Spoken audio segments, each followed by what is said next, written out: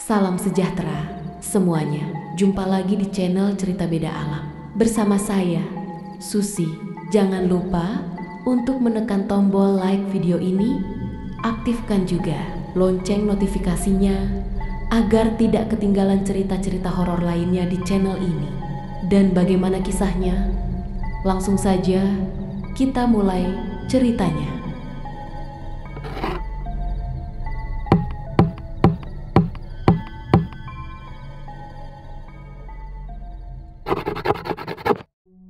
Malam itu, Truna duduk termenung di tempat biasa ia nongkrong bersama teman-temannya. Sudah lebih dari sebulan, ia dirumahkan dari pekerjaannya. Dan beban hidup semakin berat.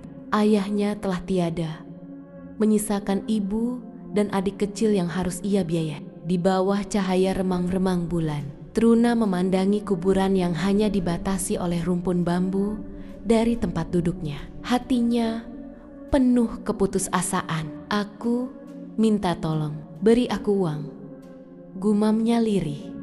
Meski tak benar-benar berharap jawaban, udara terasa lebih dingin.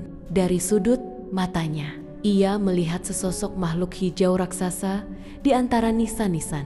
Makhluk itu menyeringai mengerikan. Keesokan harinya, saat hendak membeli makan untuk adiknya yang menangis kelaparan, Truna menemukan uang misterius 10.000 rupiah di dalam dompet yang kosong. Meski heran, ia tetap membeli pecel ayam untuk dibagi 3 dengan ibu dan adiknya. Beberapa hari kemudian, saat kehabisan uang untuk membeli minuman, uang 10.000 rupiah itu kembali muncul di dompetnya. Setiap kali ia menggunakannya, uang itu selalu kembali dengan jumlah bertambah. Truna mulai menggunakan uang itu untuk berbagai keperluan, bahkan bisa membayar kos dan membeli barang-barang yang selama ini ia idam-idamkan. Namun, 6 bulan setelah kejadian itu, malapetaka datang. Adiknya yang masih kecil tiba-tiba kejang-kejang dan harus dilarikan ke UGD.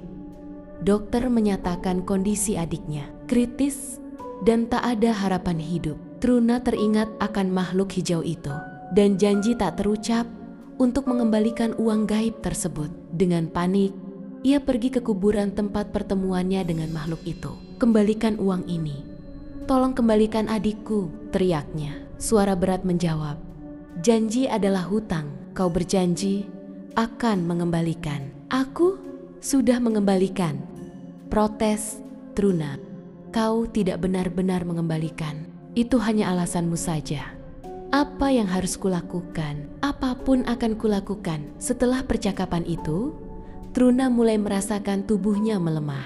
Penyakit misterius membuatnya terbaring lemah selama 2 hari. Ibu dan adiknya yang sudah sembuh mencoba membantunya, namun tak ada biaya untuk berobat. Seorang ustadz yang didatangkan ibunya mengungkapkan kecurigaannya. "Ada yang tidak beres dengan penyakit anak-anakmu. Saya merasakan kehadiran makhluk lain di rumah ini," katanya. Setelah melakukan ruqyah, ustadz itu berkata, "Anakmu telah diganggu oleh makhluk halus karena pelanggaran janji. Setan selalu menggunakan tipu daya untuk menjerumuskan manusia dalam kesengsaraan." Beruntung, atas bantuan ustadz tersebut, Truna mendapatkan pekerjaan baru sebagai penjaga masjid. Perlahan-lahan, kondisi keluarganya membaik tanpa harus bergantung pada uang gaib lagi.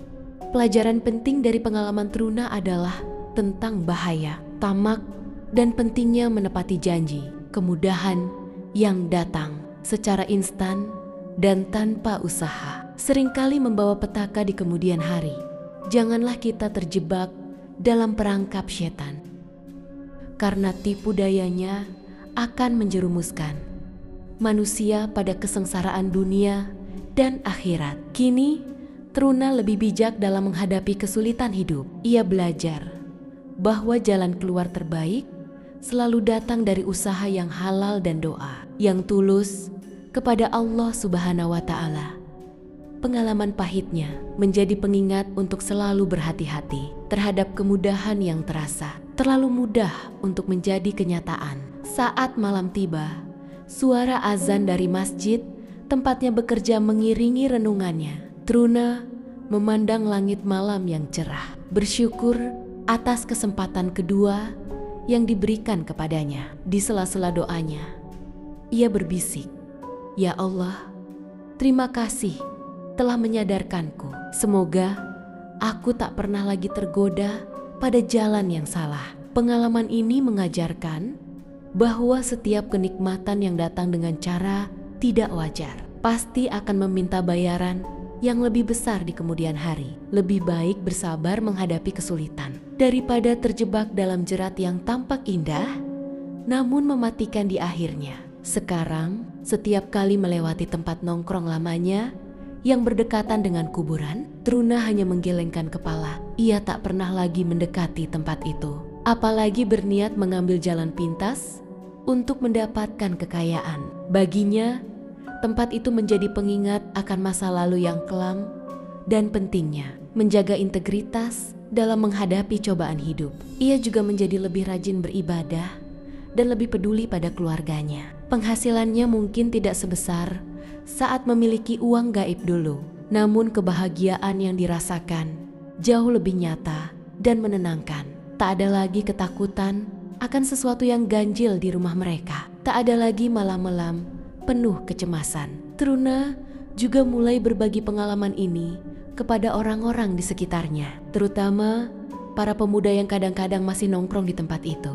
"Berhati-hatilah dengan apa yang kalian minta," pesannya selalu, "karena bisa jadi kalian akan mendapatkannya dengan cara yang tak terduga dan berbahaya." Melalui ceritanya, banyak pemuda di kampung itu menjadi lebih waspada dan takut bermain-main dengan hal-hal mistis. Mereka mulai menghindari tempat-tempat yang dianggap angker dan lebih memilih mencari pekerjaan halal meskipun harus bersusah payah.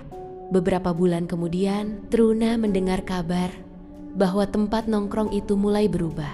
Pemuda-pemuda di kampung mulai membersihkannya dan menjadikannya tempat belajar bersama. Bahkan ada yang mengusulkan untuk membangun musola kecil di sana. "Alhamdulillah," gumam Truna saat mendengar kabar itu.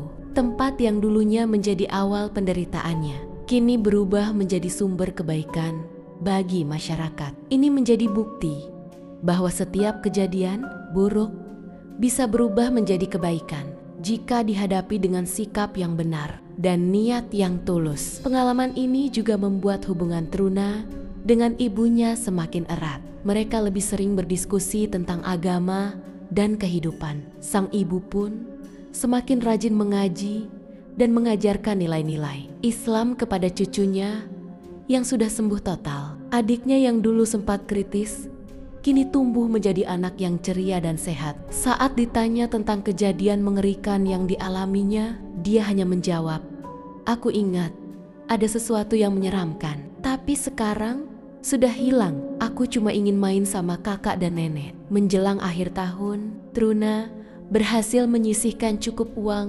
untuk memperbaiki rumah mereka yang sudah tua. Mereka juga bisa merayakan hari raya dengan lebih layak dari sebelumnya. Tentu saja, semua ini dicapai dengan kerja keras dan doa yang terus dipanjatkan setiap hari. "Sekarang aku tahu," kata Truna suatu malam kepada ibunya, "bahwa kebahagiaan sejati tidak datang dari materi semata, tapi dari hati yang tenang, keluarga yang harmonis, dan rasa syukur atas nikmat sekecil apapun." Ibunya tersenyum. Itulah pelajaran berharga yang Allah berikan melalui ujian berat itu. Mudah-mudahan kita tidak melupakan pelajaran ini sampai kapanpun. Cerita tentang Truna dan uang gaib dari kuburan itu terus diceritakan turun-temurun di kampung mereka. Bukan sebagai cerita horor semata, tapi sebagai pengingat tentang pentingnya kesabaran, keikhlasan, dan keyakinan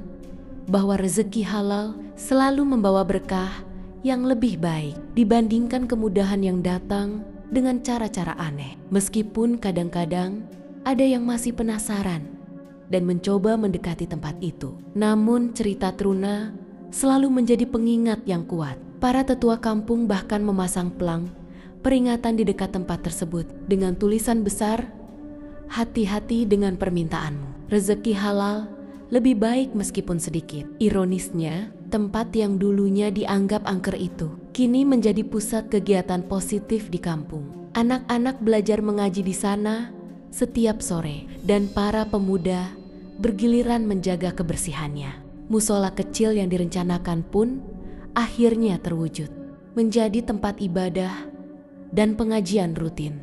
Truna sendiri terus melanjutkan kehidupannya dengan prinsip-prinsip yang lebih baik. Ia aktif di masjid tempatnya bekerja, membantu mengajar anak-anak mengaji, dan sering berbagi pengalaman hidupnya kepada mereka yang membutuhkan nasihat.